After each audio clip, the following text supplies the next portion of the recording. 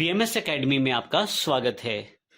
किसी भी लैंग्वेज का मुख्य कार्य जो रहता है वो सोर्स कोड को मशीन कोड्स या बाइनरी कोड्स में कन्वर्ट करना और उसके पश्चात हमें एग्जीक्यूटेबल फाइल फॉर्मेट में उस प्रोग्राम को प्रदान करना होता है। हम सी लैंग्वेज के द्वारा प्रयोग किए गए उन स्टेप्स को देखते हैं जिसके द्वारा एक बेसिक फाइल को हमें एक एग्जीक्यूटेबल फाइल फॉर्मेट में अवेलेबल करवाया जाता है सी लैंग्वेज के द्वारा। देखिए हमारे पास यहाँ दो पार्ट दिए गए हैं एग्जाम्पल के रूप में यहाँ पे चार्ट में, जिसमें लेफ्ट साइड पे यदि आप देखें बेसिक स्टेप्स की जानकारी दी गई है, परंतु राइट साइड पे देखें तो इन्हीं बेसिक स्टेप्स को एक्सप्लेन करके बताया गया है। सबसे पहला स्टेप यदि आप देखें तो हमारे पास एक सोर्स फाइल अवेलेबल है जिसमें सबसे ऊपर देखें हमने stdio.h फाइल को अपने प्रोग्राम में इंक्लूड किया है और एक बेसिक प्रोग्राम टाइप किया है जो हेलो फ्रेंड्स प्रिंट करवाना चाहता है। अभी हम प्रोग्रामिंग पे ध्यान नहीं देंगे क्योंकि इसकी जानकारी हम आने वाले चैप्टर्स में लेंगे। अभी जो हमारा मुख्य उद्देश्य है ये समझना है कि ये हमारी एक सोर्स कोड की फाइल है। तो इसका अर्थ ये हुआ कि सबसे पहले सी लैंग्वेज में काम करने के लिए हमें एक सोर्स फाइल चाहिए होती है।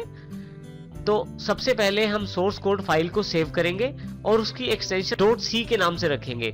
जैसे मैं अपनी इस फाइल को myfile.c के नाम से अपने कंप्यूटर में सेव कर लेता हूं। जैसे ही आप सेव करते हैं तो उसके पश्चात नेक्स्ट स्टेप जो रहता है वो रहता है फाइल को कंपाइल करने से रिलेटेड।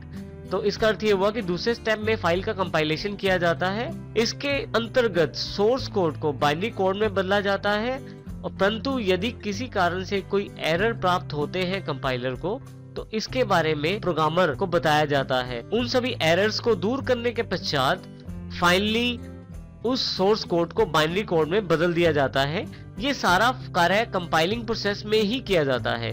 इस तरह से जो मशीन कोड प्रिपेयर होता है, ये जो बाइनरी कोड वाली जो फाइल हमें अवेलेबल होती है वो फाइल कुछ इस प्रकार से myfile.obj विंडोज में और myfile.o लाइनेक्स या यूनिक्स में प्राप्त होती है। अर्थात जो फाइल आपने myfile.c के नाम से बनाई थी वो फाइल यहाँ पे myfile.obj या myfile.o के नाम से अवेलेबल रहता है वो रहता है लिंकिंग का। लिंकिंग का सबसे मुख्य कार्य रहता है ये जो फाइलें हमारे पास तैयार हुई हैं इन फाइलों को जोड़ के इकट्ठा करके एक exe फाइल तैयार करना जिससे कि आपका प्रोग्राम रन कर सके। तो इसका अर्थ ये हुआ कि आपके पास इस स्टेप के बाद जो फाइल अवेलेबल रहती है उसका नाम कुछ इस प्रकार से अवेलेबल हो जाता है myfile.exe, जो कि हमारे पास फाइनल प्रोग्राम के रूप में उपलब्ध हो जाती है। तो इसका अर्थ ये हुआ कि हमने जो फाइल सोर्स कोड के रूप में myfile.c में सेव की थी उसको हमने फाइनली myfile.exe के रूप में प्राप्त किया है कंपाइलेशन और लिंकिंग प्रोसेस के पश्चात। तो इस प्रकार सी लैंग्वेज ने हमें हमारी सोर्स कोड को जो हमारा एक इंग्लिश में बेसिक कोड था उसको एक प्रोग्राम के रूप में myfile.exe के रूप में हमें वापस कर दिया है।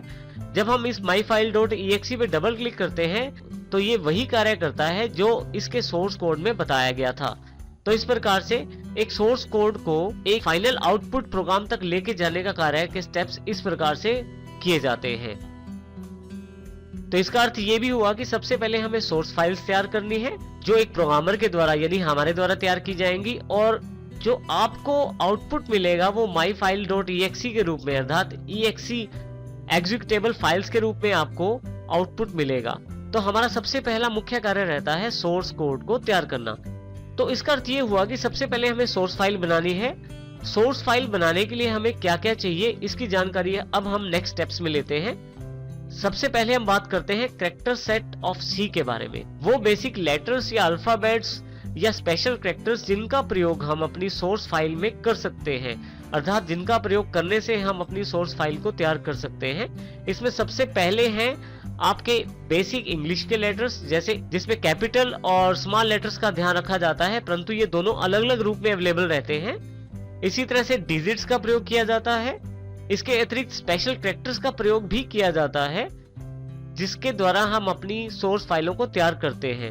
परंतु यहाँ ये भी ध्यान रखने की जरूरत है कि हमें इनको याद रखना जरूरी नहीं है, इनके प्रयोग से ही हम इन्हें सीख सकते हैं जो हम आने वाले चैप्टर्स में देखेंगे।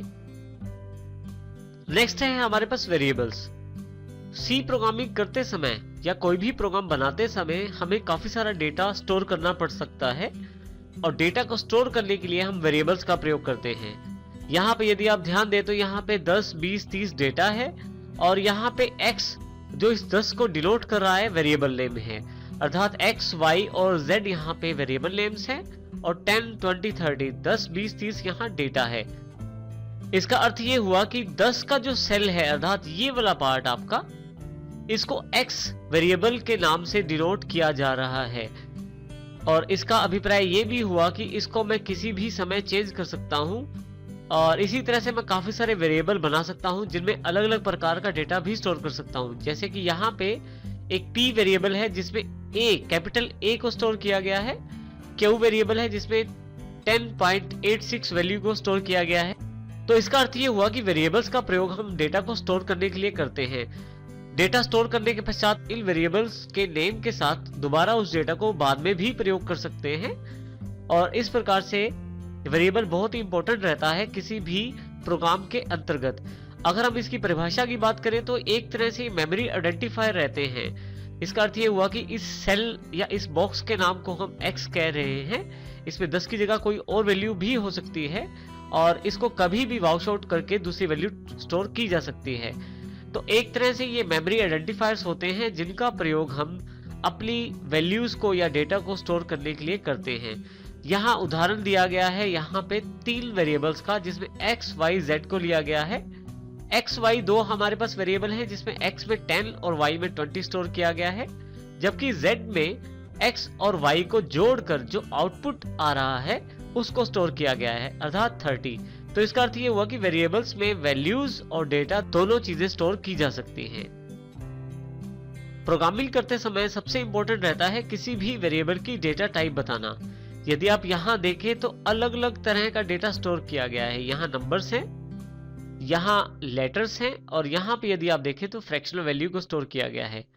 परंतु सी लैंग्वेज में कार्य करने के लिए आपको ये जानकारी देना जरूरी रहता है कि डेटा किस प्रकार का है और डेटा की प्रकार बताने को ही डेटा टाइप्स कहते हैं। इसका अर्थ ये हुआ कि जब भी हम कोई डेटा स्टोर करते हैं तो उसके लिए एक वेरिएबल बनाते हैं, परंतु वेरिएबल की एक डेटा टाइप निर्धारित करते हैं कि ये वेरिएबल इस डेटा को स्टोर कर सकता है।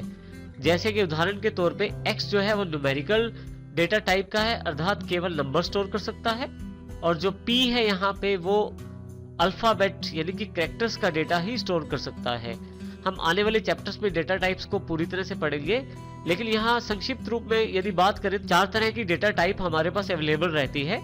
इंटीजर जिसमें न्यूमेरिक डेटा, इसमें न्यूमेरिक डेटा से संबंधित वेरिएबल्स को डिक्लेयर किया जाता है।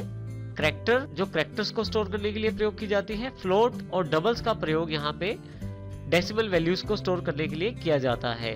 तो इस तरह से मुख्य 4 डेटा टाइप्स अवेलेबल रहती हैं सी लैंग्वेज में और इनका बहुत ही इंपॉर्टेंट रोल रहता है किसी भी प्रोग्रामिंग लैंग्वेज के अंतर्गत और सी में भी इसका बहुत ही इंपॉर्टेंट रोल रहता है। डेटा टाइप्स की विस्तृत जानकारी हम आने वाले चैप्टर्स में लेंगे। नेक्स्ट जो हमें सबसे इंपॉर्टेंट रहता है किसी सोर्स फाइल को डिक्लेयर करना वो रहता है उसका ब्लॉक। ब्लॉक के द्वारा हम ये जानकारी देते हैं कि कहाँ से हमारा फंक्शन शुरू हुआ है और कहाँ पे हमारा फंक्शन खत्म हुआ है। जैसे यदि आप यहाँ ध्यान दें तो ये जो ब्रैकेट कर्ली ब्रेसेस है, ये कर्ली ब्रेसेस ओपन ब्रैकेट के रूप में जहाँ पे हमारा फंक्शन स्टार्ट हुआ है और इसी तरह से ये कर्ली ब्रैकेट है जो क्लोज कर रही है फंक्शन को, एंडिंग ब्रैकेट अवेलेबल है यहाँ पे कर्ली। तो एक तरह से ये हमारा ब्लॉक है, स्टार्टिंग ब्रैकेट से लेके एंडिंग ब्रैकेट तक हमारा एक ब्लॉक अवेलेबल है। इसमें यहाँ ये ध्यान देना जरूरी है कि किसी भी ब्लॉक या फंक्शन को डिक्लेयर करते समय उसका नाम देना आवश्यक रहता है। तो यहाँ पे नाम देने के लिए जैसे यहाँ पे हमने मेन का प्रयोग किया है जो कि सबसे इंपॉर्टेंट फंक्शन रहता है सी लैंग्वेज के अंतर्गत, और यहाँ पे हमने मेल लिख दिया है। उसके साथ ही राउंडेड ब्रैकेट्स ओपन और क्लोज कर दी हैं जो ये बताती हैं कि ये हमारा फंक्शन है। आप फंक्शन का नाम कुछ भी रख सकते हैं, यहाँ हमने मेल रखा है और यहाँ पे करली ब्रैकेट ओपन और करली ब्रैकेट क्लोज, ये हमारा ब्लॉक बन गया है जिसका नाम मेल है और जिसकी शुरुआत इस करली ब्रेसिस से लेकर और एंड इस करली ब्रेसिस तक रहता है। तो इस तरह से फंक्शंस को हम ब्लॉक्स के रूप में डिफाइन कर सकते हैं और उनका प्रयोग कर सकते हैं।